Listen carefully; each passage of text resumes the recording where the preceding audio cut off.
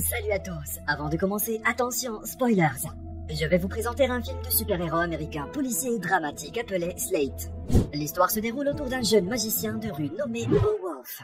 La journée, Bo réalise des tours de magie dans Los Angeles. Sa spécialité est de pouvoir contrôler tout ce qui flotte dans l'air. Un jour, une femme est impressionnée par les tours de magie de Bo. Il parvient à se familiariser et Bo apprend que son prénom est Holly.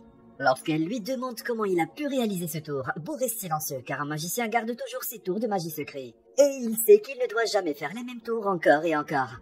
Pendant ce temps, il s'avère que Bo doit s'occuper de sa petite sœur Tina. Malheureusement, leurs parents sont décédés il y a quelques années. Bo doit donc se livrer à des activités illégales pour pouvoir continuer de vivre sous un toit. Curieusement, il n'a apparemment pas réalisé le tour en utilisant un outil ordinaire, mais en construisant un électroaimant dans son bras. L'électrode négative de la batterie allant vers son pouce et l'électrode positive vers ses doigts. Il a développé l'électroaimant pour la première fois au lycée, dans le cadre d'un projet scientifique qui lui a valu une bourse d'ingénieur. Mais il a dû la refuser pour s'occuper de Tina après la mort de ses parents. Cependant, il y a un effet secondaire. Il doit nettoyer le pus qui se forme dans son bras à chaque fois. Il doit également remplacer la batterie par une nouvelle. La nuit, il n'a pas la vie d'un adolescent normal. Il est obligé de vendre de la drogue pour pouvoir payer les factures. C'est sa principale source de revenus au quotidien grâce à ses nombreux clients. Il a même failli se faire attraper par la police une fois en vendant de la drogue, mais heureusement, il n'a toujours pas été arrêté jusqu'à présent. Lorsqu'il vérifie l'argent qu'il a obtenu grâce à ses tours de magie, il trouve le numéro de téléphone de Holly sur un morceau de papier. Depuis longtemps, il travaille avec son fournisseur, Angelo, qui est généralement gentil avec lui. Bo reçoit l'ordre de ce dernier d'enquêter sur un nouveau caïd qui débarque tout juste et commence à vendre de la drogue à moindre coût sur leur territoire. Après cela, Bo se rend immédiatement dans un club géré par Luna, son amie, où le nouveau caïd fait vendre de la drogue par ses dealers. Il fait semblant de demander de la drogue à l'un des dealers et parvient à obtenir le téléphone portable de ce dernier grâce à ses talents de pickpocket et de magicien. Il consulte immédiatement l'historique de ses appels et découvre que le nom de son fournisseur est Maurice. Le lendemain, Bo décide de sortir avec Holly grâce au numéro de téléphone qu'il a trouvé la nuit dernière. Après avoir discuté un moment, il reçoit un appel d'Angelo lui demandant de revenir à leur base. Il s'avère qu'Angelo a trouvé l'endroit où Maurice vit actuellement et qu'il prévoit de faire une descente dans la maison de Maurice. Quant à Bo, on lui donne un pistolet pour pouvoir se défendre, bien qu'il soit réticent à s'impliquer dans ce plan au début, car il est fondamentalement le type de personne qui n'aime pas la violence. Arrivés sur place, ils attrapent directement Maurice et ses hommes. Au début, ils proposent de coopérer au lieu de régler ça violemment, mais parce qu'un des hommes de Maurice le sous-estime. Angelo est contrarié et le frappe immédiatement en leur disant de bien réfléchir à son offre. Le lendemain matin, Bo fait ses tours de magie comme d'habitude, ce qui épate encore plus les gens qui l'entourent. Alors qu'il dîne avec Holly et Tina, Angelo et ses hommes viennent chez lui et lui demandent d'aller chez Maurice tout de suite car il n'a pas accepté l'offre d'Angelo. Heureusement, il y a Holly et sa voisine Georgie pour garder sa petite sœur pour la nuit. Quelques instants plus tard, le groupe parvient à kidnapper Maurice alors qu'il se promène avec sa petite amie. Après cela, Angelo, en colère, ordonne à Bo de couper une des mains de Maurice. Bien qu'il soit d'abord réticent, il ne peut finalement rien faire d'autre qu'obéir à l'ordre car Angelo menace de faire du mal à sa famille, y compris à Holly, la personne qu'il aime.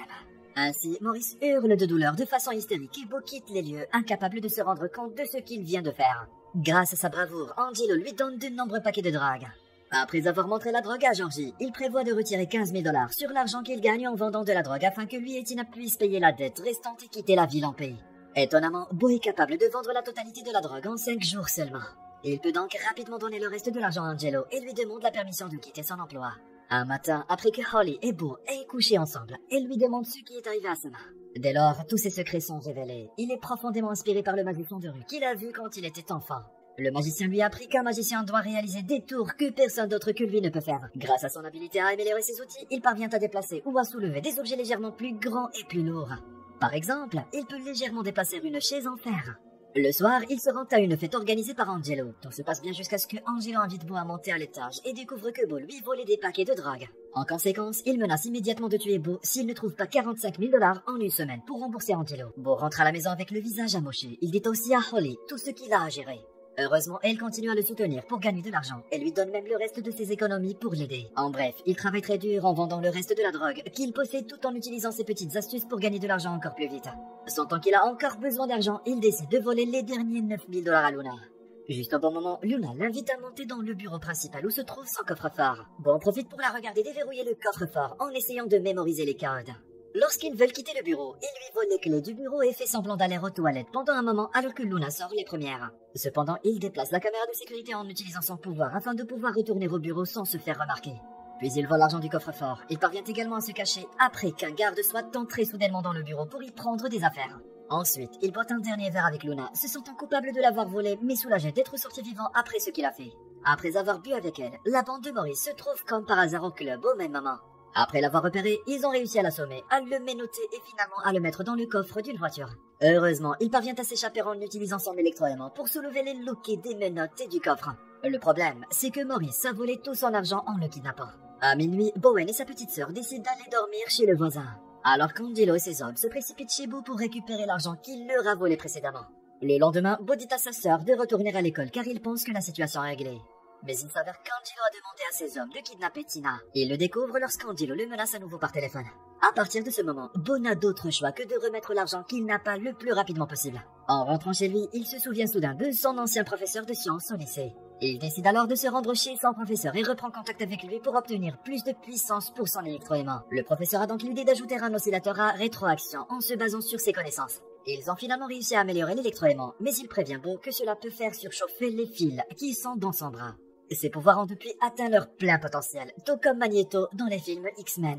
Lorsqu'il se sent prêt, il se rend chez Angelo avec Holly et lui dit d'attendre dehors. Il entre ensuite à l'intérieur avec l'électroaimant amélioré pour découvrir où se trouve Tina. Il arrache immédiatement les dents en or d'un de ses anciens collègues et le fait saigner. Il frappe également l'autre homme avec sa propre batte en aluminium et la jette dans le mur. Peu de temps après, Angelo arrive pour lui tirer dessus, mais Bo arrive comme par magie à arrêter les balles et à faire clignoter les lumières. Il laisse ensuite tomber les balles sur le sol et en ramasse une, qu'il enfonce lentement dans le front d'Angelo pour le forcer à révéler l'endroit où se trouve Tina.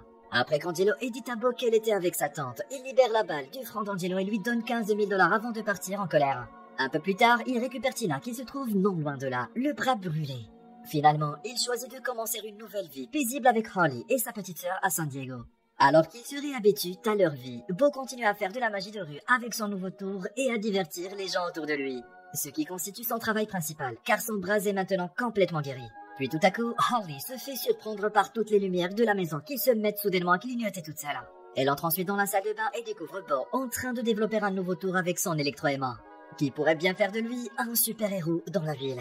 N'oubliez pas de vous abonner, d'activer les notifications et de laisser un like pour nous aider. Merci à tous!